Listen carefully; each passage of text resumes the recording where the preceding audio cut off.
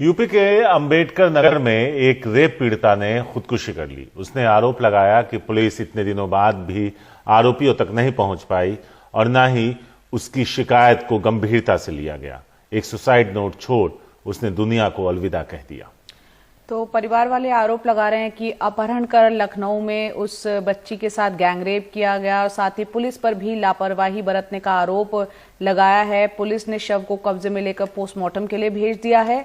आपको बता दें 16 सितंबर को स्कूल से ये बच्ची वापस आ रही थी, गायब हो गई थी ये छात्रा और गैंगरेप के करीब 20 दिन बाद भी पुलिस गिरफ्त से दूर अभी तक हैं आरोपी।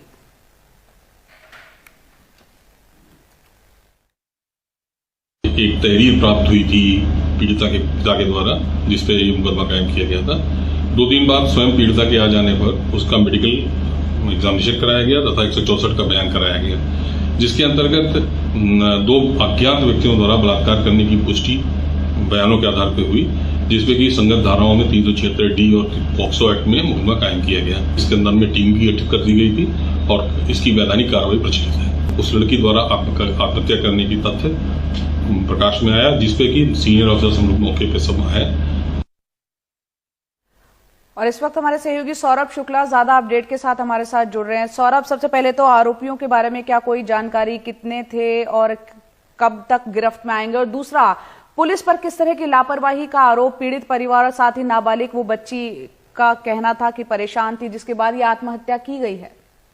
बिल्कुल, देखिए अभी बात हुई थोड़ी देर पहले हमारे अंबेडकर नगर में पुलिस अधिकारियों से, तो अभी उन्होंने पुष्टि की है कि जो एक आरोपी है उसको गिरफ्तार कर लिया गया है और दूसरे आरोपी को गिरफ्तार करने के लिए दबिश दी जा रही है। तो अभी ये ताजा अपडेट है इस केस में। और जो दूसरा सवाल है आपका कि पुलिस की लापरवाही की बात है, बिल्कुल देखिए 16 तारीख को ये लड़की जाती है और इसने अपनी जो शिकायत है वो दर्ज कराई। उसके बाद बहुत हीले हवाले रवैये से लड़की का मेडिकल कराया गया और उसके बाद उसके 164 के बयान यानी मजिस्ट्रेट के सामने बयान दर्ज करवा दिया गया। लेकिन लगभग 14 दिन तक कोई कार्रवाई नहीं हुई। किसी जो आरोपी थे ना उनकी गिरफ्तारी हुई ना उनकी पूछताछ हुई। और उसके बाद जो रेप पीड़िता थी ये क्षुब्ध हो गई, परेशान हो गई, तो उसने परसों एक सुसाइड नोट लिखा जिसमें पुलिस की हीलावाली की बात लिखी, पुलिस की कार्रवाई ना करने की बात की और उसने आत्महत्या करी। जब उसने आत्महत्या करी उसके बाद अब पुलिस के हाथ पांव खुले हैं। उन्होंने जो वहां की चौकी है वहां के कुछ पुलिस कर्मियों को सस्पेंड किया है।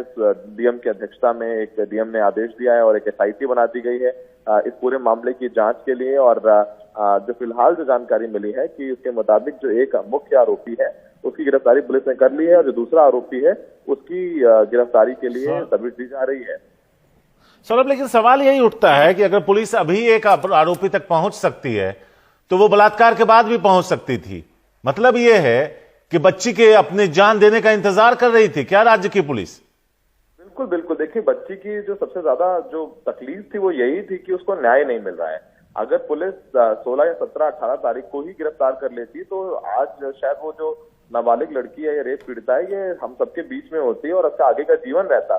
तो बिल्कुल पुलिस की बहुत इनसेंसिटिविटी रही इस पूरे केस में। अब कार्रवाई तो जो पुलिस कर्मी है उनपे कर दी है, जो डीएम है और एसएसपी हैं, लेकिन अब उससे लड़की की जान वापस नहीं आ सकती है। तो वाकई में बहुत बड़ा सवाल लगा है और लगातार ट्रेनिंग होती रहती है महिला सुरक्षा के बारे में, चाहे वो राजनीतिक तौर पे भी यूपी की सरकार काफी छाती ठोकती है अपनी, लेकिन लगातार ऐसे मामले होते रहते हैं जिससे उनके इन तमाम वादों की, दावों की पोल खुल जाती है। बिल्कुल इस तरह से दावों की पोल खुलती है जब नाबालिग बच्ची के साथ गैंगरेप हुआ और वो पीड़िता इस बात से भी परेशान थी कि पुलिस का जो रवैया रहा, जो कार्रवाई पुलिस अब कर रही है, एक आरोपी को पकड़ा है, दूसरे की तलाश कर रही है, वो पहले ही वक्त रहते की जाती तो शायद वो बच्ची आज इस दुनिया में होती।